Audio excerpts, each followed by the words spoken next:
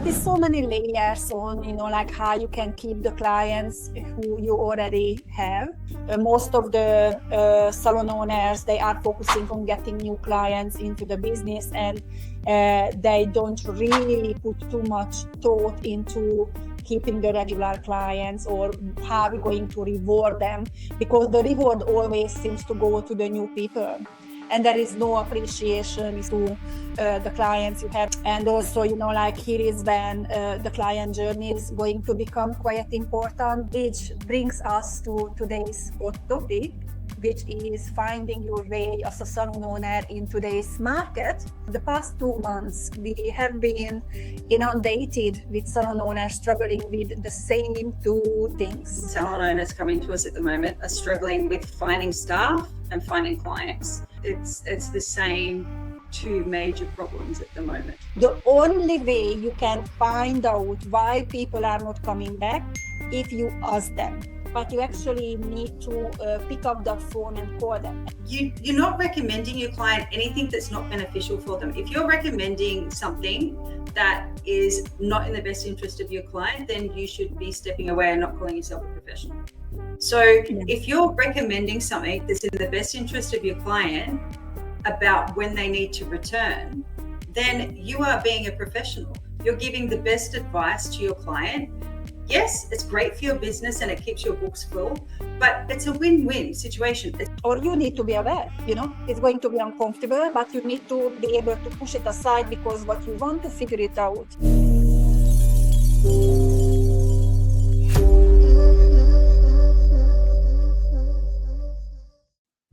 Hello and welcome everyone. It's great to be back. I'm Jodie Fielden and I'm here with my work wife, bestie and business partner, Adri Varga. During these podcasts, we share how you can leverage your passion into profit. Whether you're a budding entrepreneur, a seasoned salon owner, or someone who's just thinking about starting out, you're in the right place because we've just about done it all and we're here to share with you that you can too, because it's time to believe your salon can be everything you ever wanted. Yes, that's true. Hi, everyone, and welcome back. And it's great to be back for our 30th episode. Wow, can you believe it? It's 30th episode today. I know, the big 3-0. And it's almost nearly 3 months into the new year. This year's just gone by so fast. And we've been so busy that we haven't even had time to record. Absolutely. And I just looked up the statistics. Actually, according to statistics, only a very small percentage of podcasts, estimated around 10% or less, actually reaches episode 30. And and 90% of podcasts don't publish more than 3 episodes. Oh, wow. Okay, cool. We're in the top 10. While we do a little bit of a celebration and a happy dance, Adri, do you want to just bring your microphone closer to you and just make sure it's turned up?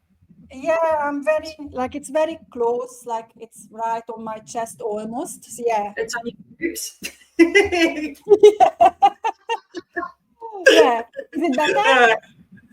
That's I think that's better. It's been so long since we've done our podcast that it's like all the equipment's just a bit dusty and rusty, and it's like, oh, back to work. Yeah, absolutely. It's actually crazy how busy it's been and how fast the year has already flown, and how much things have changed just in the past couple of months, which brings us to today's hot topic, which is finding your way as a salon owner in today's market. And it is a very hot topic because the past 2 months, we have been inundated with salon owners struggling with the same two things. Yeah, look, 90% of the salon owners coming to us at the moment are struggling with finding staff and finding clients. And that's salon owners globally. And I'm talking about, from Denver to DY. It's the same two major problems at the moment. Yeah, so today we will cover really 3 things. Yeah, so our clients and staff really a roadblock, and how to find what the roadblock really is, and also how to fix it. Yeah, so it's all about roadblocks today. So let's jump straight into it. roadblock number one that I guess this is the top thing that they say to us is that I just need more clients. Yes, and we hear this day in and day out, isn't it? I just need more clients and then I will be fine. And the question is, do they really need more clients, just need more clients and is going to fix the problem? Or the question is, like, why do you need more clients? I think that's the first discussion. Yeah, look, the two top reasons, like from where we sit, is that the only time you need more clients is, well, there's three, like if you're a brand new salon, if you've got a new team member, or if you're scaling. Like, I mean, we always need some new clients coming in because you're naturally going to lose some, but it shouldn't be like I'm constantly in this churn over. If you're a salon that's older than 2 years old or 3 years old, it should. What do you think? Yeah, absolutely. I totally agree. Like when you have an established salon and you are in that position when you are not ready to grow, or you just want to breathe a little bit, yeah, because after every single growth period, like it's nice to stay a little bit on the same level until you can sort of recover from growth, because it's very overwhelming and it's very struggling to push. You're going to end up really overwhelmed and probably not really liking your salon, or it's true for every business actually. So generally, like what I believe in, like you push through a growth period and then you rest and you enjoy the benefit of what you achieved. So that can be financial benefit, time benefit, or any other benefits. And then once you're ready to move to the next level, then you push through again. So I totally agree with you with the three. Oh, there goes my husband walking through the background. Thank you, love. That's all right. We're podcasting. Be quiet. Up you go. Look, yeah. And the thing is that you need that period of stability to be able to maintain. Because if you can't maintain at that level and you just keep going up and up, then it just all tipples over because you don't have any of the foundations in place. You don't have any of the systems in place. But I think coming back to like when someone's saying they need more clients, if they're not any one of those three things and they're saying, I need more clients, I think they really need to have a look at why they need more clients. Like if they've been in business for 3 years, you should have a pretty good client base there. Yeah, absolutely. And it's really, really true because after a while, you don't necessarily need to go for hunt for clients. And this is a big thing. People are saying, like I need to hunt for clients. I need to constantly bring new clients in. If you are not ready for your new team members because you are not 85% fully booked, if you need to hunt for clients because you cannot retain clients, then is a much more deeper issue than I just need to bring clients in, whatever offer I create and whatever I'm discounting my price, and then you just need to replace clients constantly. That is a really, really deep problem for the business. And hunting for clients, catching more clients is not going to solve that problem. No, the problem is like, why aren't you keeping the clients? And that's, I think that's the hardest thing to look at as a salon owner, especially if you work on the floor as well, is like, why aren't clients coming back? Because it means that there's something wrong. Like usually there's the natural, they move away or they no longer, that natural transition period. A client is usually only with you for a certain amount of time before they want to transition on anyway. But it's having a look at like, oh, what happened to make them stop coming? Yes, absolutely. And then you really need to get into to become a little detective, I always say, yeah, because you want to find out what is the problem. And this is normally putting salon owners a little bit into or outside of their comfort zone, when we talk about, you actually need to call them, you need to pick up that phone, and you need to have the conversation to figure out what is wrong. And many times, we get, oh, but I don't want to call because maybe I'm calling in the wrong time. All the excuses, what you can just come up with. But the fact is that you need to put aside that it's going to be, or you need to be aware, it's going to be uncomfortable, but you need to be able to push it aside, because what you want to figure it out. The only way you can find out why people are not coming back, if you ask them.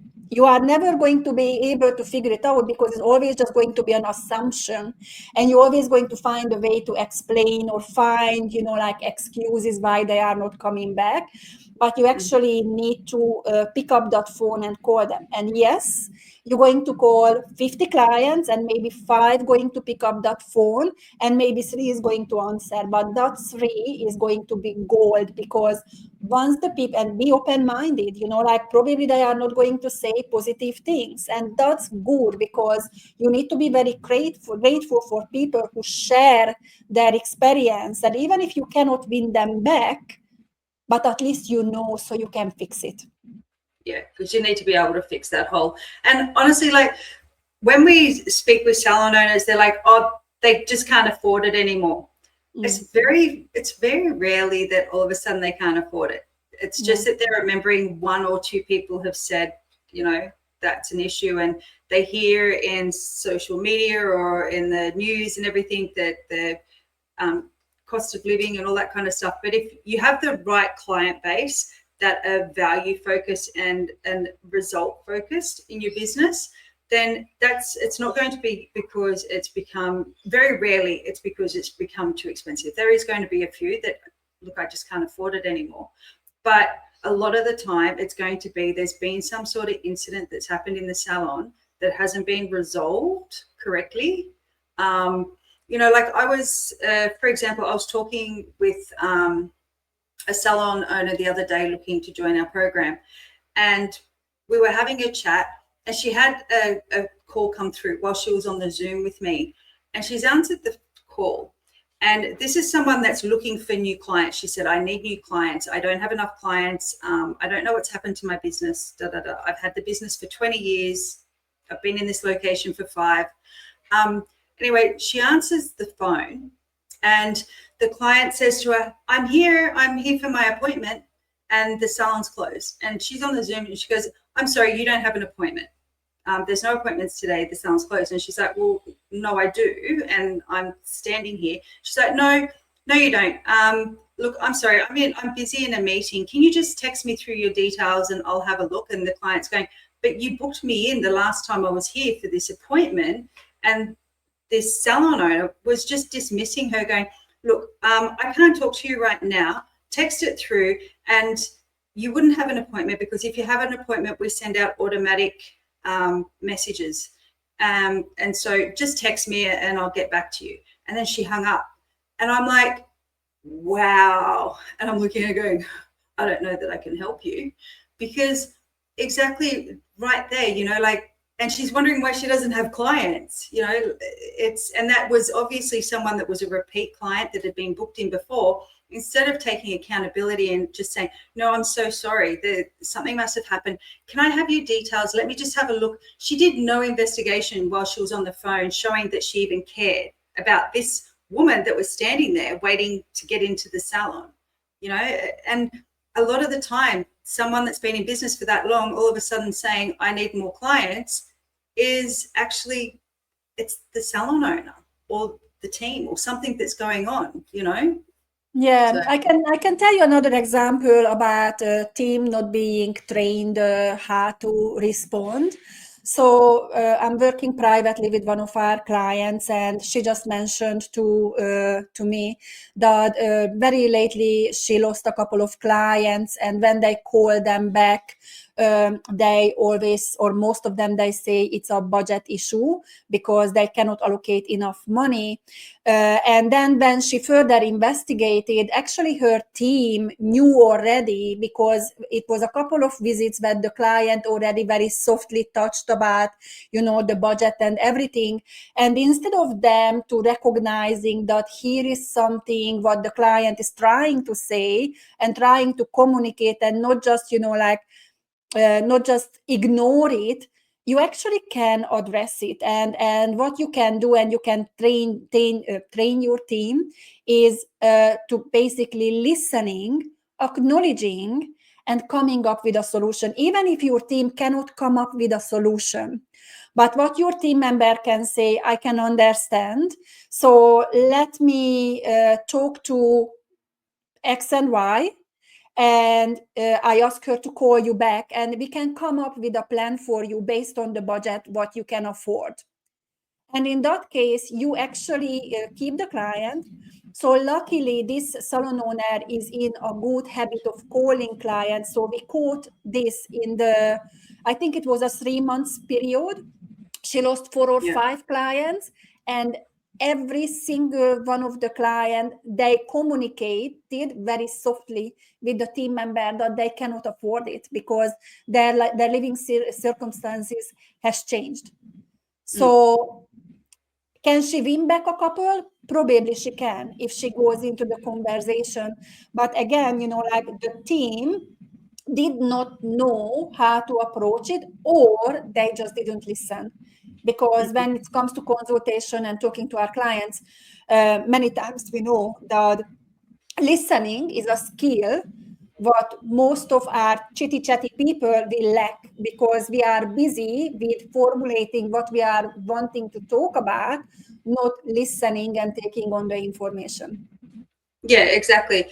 And the clients that, that she'll be able to win back are the clients that really, they love coming to that salon. So you've made that experience their priority, and they want to find a way to be able to stay. So if you can come up with a plan and alternatives, like things, we can just do this time, and then we'll do something else next time instead of doing it all together, and, stacking it and stuff like that. So there's the ones, even though their budget might be restricted, they're still valuing the service and the outcomes it's provided. Yeah. So it's really important for our team not to, just sort of ignore those gentle conversations that someone might be trying to say, which is very different to the kind of client that's just like, oh, you're too expensive, I can't afford this anymore. That's a very different. Yes, absolutely. I totally agree. But there's so many layers on, how you can keep the clients who you already have. And also, here is when the client journey is going to become quite important, because many times we mentioned in our podcasts also that most of the salon owners, they are focusing on getting new clients into the business, and they don't really put too much thought into keeping the regular clients, or how we're going to reward them, because the reward always seems to go to the new people. And there is no appreciation towards to the clients you have. And I always say, you actually need to have 2 different type of client journey. One need to be mapped out for the new clients, but then you need to have a client journey for your regular clients.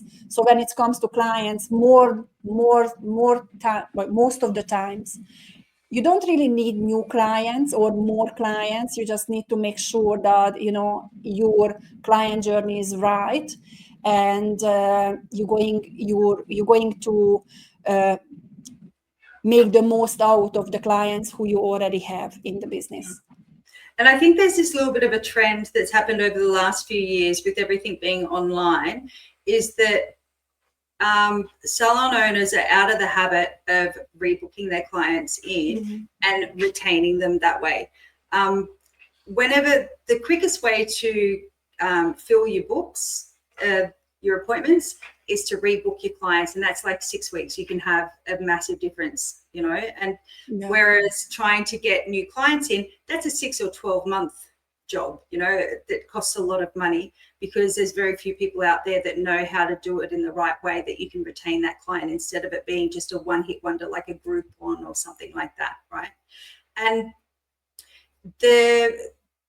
that we've relied on, they can just book in themselves online, and then like Adriana, she calls it the free range chickens, like they just come and go whenever they please. And that's why your appointment books are so patchy and all over the place. You need to be consistent, you know, you need to have that consistency there so that you have a predictable, measurable amount of income coming into your salon. Yes, absolutely. And, you know, like working with so many salon owners, I clearly can see when the rebooking is high, that business is secure. When people are saying, oh, but we have the, you know, we have the online booking and we rely on that, their rebooking is like around 35 and 40%. There is no future security in your appointment book. And as just Jodie said, you know, like all your client, or, you know, like 6 out of 10 clients, they are free range chickens, you know, they're just walking around, and in the morning they wake up with terrible hair or terrible skin, and they just give you a call. So it's not beneficial for the client, it's not beneficial for your salon. But I just find it lately, many salon owners, they find it as an excuse to basically giving me an answer why their rebooking is so low, because we have an online booking. And I always say, and I still believe in, online booking system should be for your new clients. So then when they come, they look around, they can open your menu, they can, you know, booking quickly.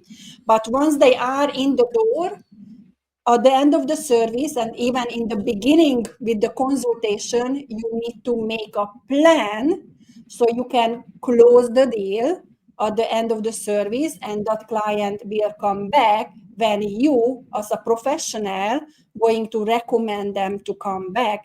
They don't know. If my beautician doesn't know when should I have my next appointment, how would I know? I don't know how often I have to have pills. I don't know how often I have to do the needling.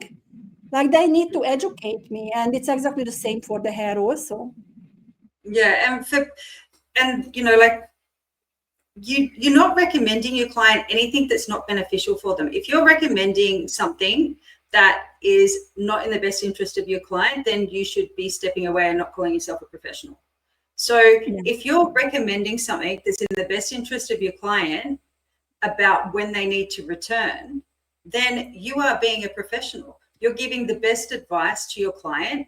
Yes, it's great for your business and it keeps your books full, but it's a win-win situation. It's what's right for your client and it works for your business. Yeah, it goes hand in hand. It's not just some sort of scheme to get more clients in. You know, throwing a 95% off deal, that's a scam to get your clients in, to try, you know, just get anyone in and hope for the best. Like that's not in the best interest of the client, because you're going to be rushing it. You're going to be, you know, probably cutting on whatever products, you know, like it's not going to be in the best interest of the client 80% of the time. And I know, because I used to do Groupon when it first started.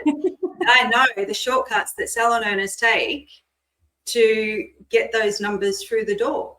So, you know, it's not in the best interest of your client. It's not in the best interest of your staff, and it's not in the best interest of your salon. And I think it's just, if you think about as a salon owner, you know, like you don't do any good for your business by giving the power to your clients to decide wherever you want to come back, it's fine, you know, just make a booking online. It's actually it's not beneficial for your business. You're losing out on a lot of revenue, and also you're going to lose out on client connection. So your client is not going to see you anymore as a professional whose advice is something what they would value, because you just give away your power completely because you're afraid of that they're going to say no, or they're going to say, I need to look my calendar or whatever, and because you don't know what to say.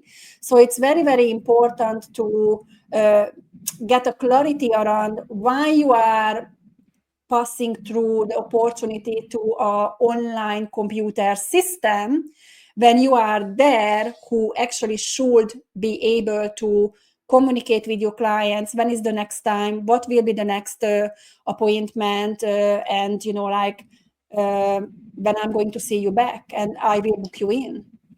Exactly. And honestly, it's not in the best interest of the client anyway, because it ends up costing them more because they've gone overtime. So now they have to have a color correction, or all the benefits from the last facial have now gone, and it's started to dry out again, or whatever happens. It's now that you're back at point one, and it's going to cost them even more time and money to get to where they should have been. So you're not doing your client a favor. They are a huge, there is a huge difference between salons who have very strong rebooking and salons who are struggling with rebooking. And your online booking is not going to fix the problem. You're just pushing your responsibility to the online booking system, because there is somewhere in the process you and your team is struggling, and that's the easy way to get out. Oh, you know what I hear? The best excuse that I've had is, oh, there's not enough time. We're too busy. Mate, if you were too busy, then you wouldn't be looking for new clients. Yeah, that's true. Sorry. Like, if you're that busy, then you don't need new clients. If you can't have like a 2-minute conversation, or stand there at the desk and put something in and write it on a card and organize, like, you're not that busy.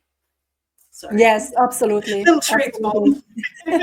Yeah. So let's move on to the second roadblock, because in our future episodes, we're going to get into complete details, for the client's part, and then for the second part, which is, what is the second roadblock? Staff. I don't have enough staff, or especially more so the American salons that we deal with, because they're commission-based staff, is that the staff are standing around and they don't have enough clients, and they leave the salon if there's no clients there. Yeah. So that is globally, we know that is the same problem, that there is not enough staff. Yeah, everyone is hunting for staff, and once you get it, that's again another skill to actually keep them. So it's very, very important for you to understand that how you're going to attract them, that's one thing. And everything has changed. Yeah, the attraction has changed. Your wording in the advertisement is extremely important. You need to know what to say. Very easy, a very quick example.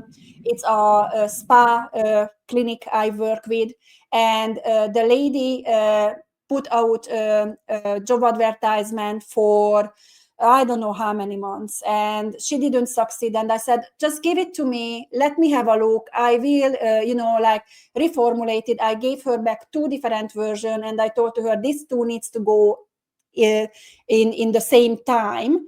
And she got 111 application. Obviously not all of them was good application, but she ended up employing 4 people.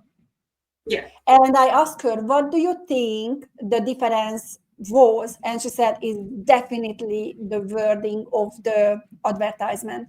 So it's very important for you guys to understand how to attract the right people. And also we need to be flexible sometimes, because her advertisement left very, very little flexibility for people. And, people, they were just deselecting themselves because it was so many different components. And I told to her, look, tell me what is the most important. And it was 2 most important things. And I said, all right, so we're going to run 2 different advertisements. And then we just be flexible, and we're just going to make sure, you're going to get the right people with the right attitude, because skill you can train. And unfortunately, most of the salon owners, they don't want to train. And I can understand it's exhausting, it's time consuming, but the reality is that we do need to train people. And I always prefer to have someone with a quiet little experience than over someone who has 40, 50 years experience and they do not want to learn, or they think they know everything. So I think it's very important to start from the beginning, advertise for the right people. Yeah, 100%. And the thing about when you're advertising to fill a position in your salon, it's basically a sales pitch to potential employees about why they want to work for you. Stop putting in the what's in it for you. You know, they don't care about what's in it for you. They want to know, the first thing they want to know is what's in it for them. The same way as if you're buying anything, that everyone wants to know what's in it for me. And that's, you know, especially this industry, there's so many jobs out there. If that first little grab isn't like, oh yeah, that's what I'm looking for, or oh, that's different, you know, it's not the same old tired, you know, salon position or beautician or esthetician, and you know, it needs to be something different, and it needs to be based around what you can offer them, not what you want out of them. Yes, absolutely. And then this is when we can talk a little bit about, attraction and incentives, profit share and commissions, because this is a very, very hot topic. And everyone is asking other salon owners, like, oh, I need to know a little bit more about commissions, incentives and whatever. And then all these answers are flying in the air. They need to make this 3 times of the wage, 4 times of the wage, this and that. But what people don't realize, everything or every single decision what you make regarding your business needs to be based on numbers regarding your business, unique numbers to your business. You cannot copy others because your business is very different from their business. And when they say 3 times of their wage, based on what? And what kind of wage? Gross wage, net wage, what is it? And I work with salon owners when they set up a really, they set up a commission system which wasn't based on anything. And then they are struggling right now because it doesn't work for them. It really works for the team, but it doesn't work for them. So when it comes to setting up profit share, commission, reward system, it all needs to go back to your numbers. And also the other thing what people tend to forget, your pricing need to be able to help your team members to reach their targets. Because if you set targets because you are listening to other people, and that sounds like a good idea, and your pricing is not supporting the target because it's impossible for them to reach that target, you're just dangling the carrot, after a while, no one is going to care to reach the target. So it needs to be very strategic how you're going to set up a commission system. We are actually teaching 3 different methods. And within those 3 different methods, we still can create a unique method to your salon, but it all needs to be based on pricing, break-even, KPIs, and everything else. You cannot just implement a system based on nothing. So do you know what this is more for the US salons, that on this business model is that I speak to all the salon owners that are first coming through looking for help. Nearly all of them that I speak to, their commission split is 40 to 60% to the staff, which means that the staff, they're already capped out. Like they can't earn any more money unless they're working hard at seeing more clients, things like that.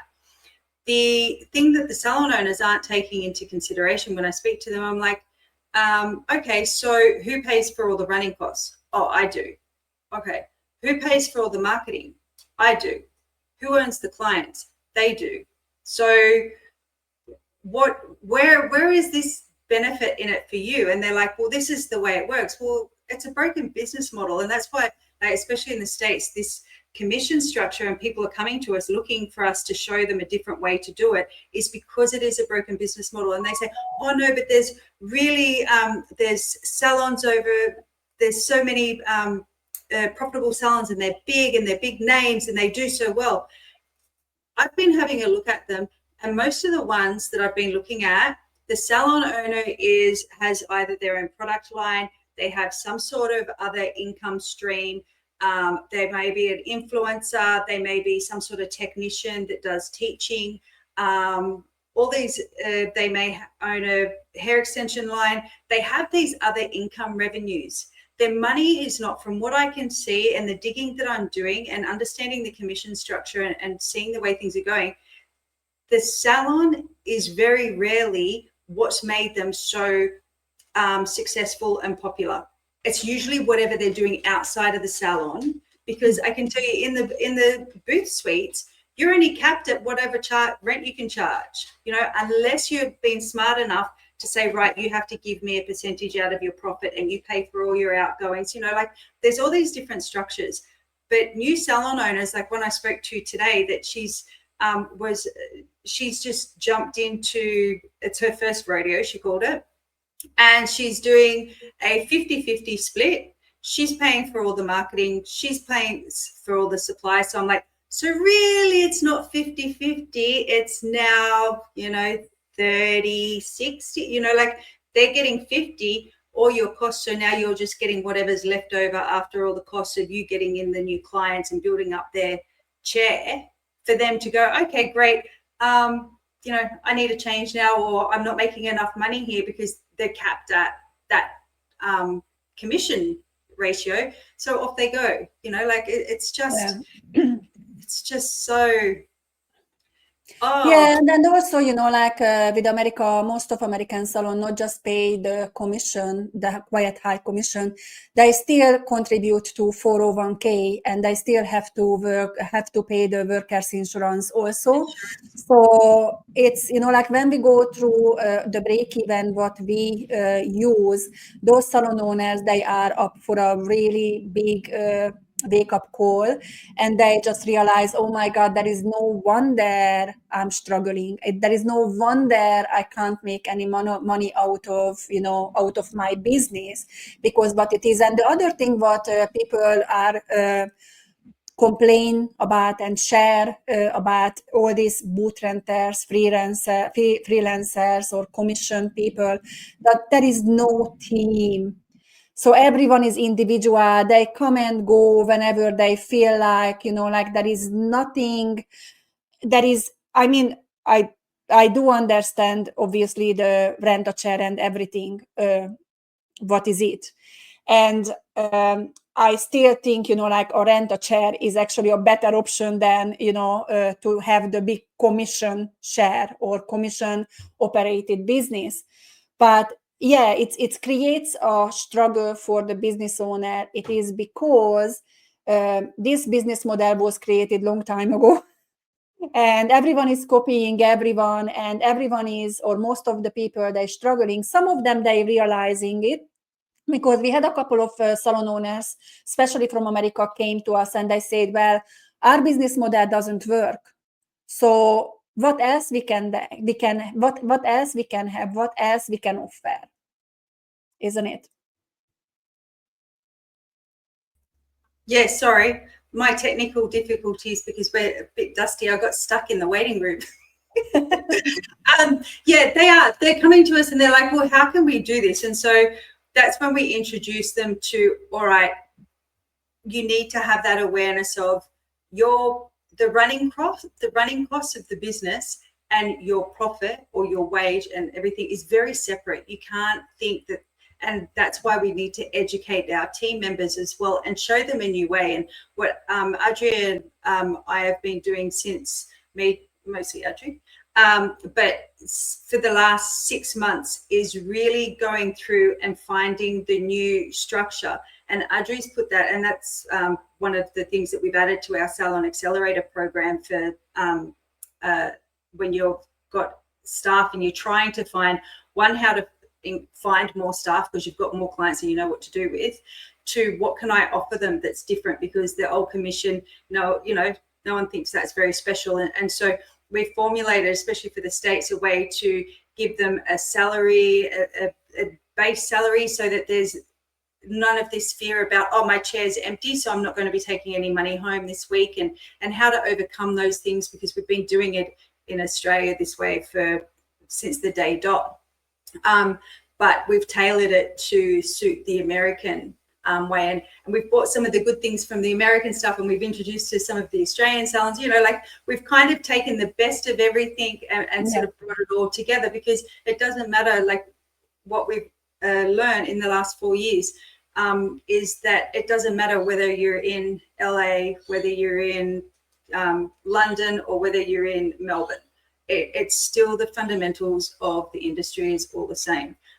So finding those ways and having that unique offer for staff that is tailored to them and what's in their best interest, as well as the business's best interest, is what helps bring things together. And that's reflected in, for example, the ad that Adriana did for the spa owner a couple of weeks ago, is because it was a unique offer that it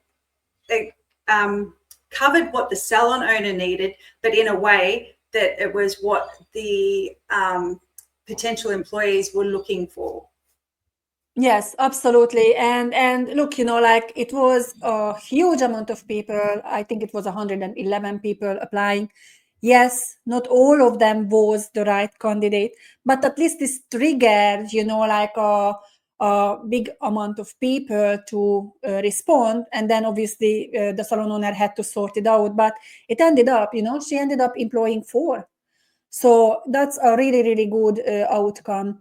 The last thing what I wanted to talk about, the commission systems and profit share. And we are not going to get into details in this session, this podcast, because we're going to get into details in a very close future podcast. But it's the employment trap, which is the wages. And many times the team members or people who are applying for job, they come with hideous amount of money what they request, like they come to your business, they want 40, 45, sometimes $50 an hour.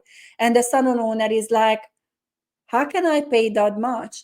And the thing is that you don't have to. And in our next podcast, when we're going to talk about all how to set up this system and also how to create an offer, we will get into details that how you can come around and how you can be very strategic about what you're going to offer, when you're going to offer, and how you're going to offer it. And it's going to be a fair system. It's not going to be out of, like, sometimes salon owners make very silly decisions. I was one of those, when you are on their pump, when you have to have team members, you have to attract people, and then you just agree on stupid things. And it happened to me too. I already knew that person wouldn't be good for my business, but I grabbed her anyway because I was very desperate, and I ended up with a not so nice situation.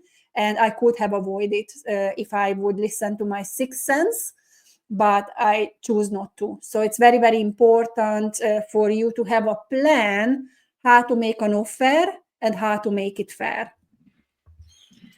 Exactly. So that is going to be in our next episode, where we'll take a deep dive into how to work out the profit share and the incentives, and how not to, like Adriana said, make a panic.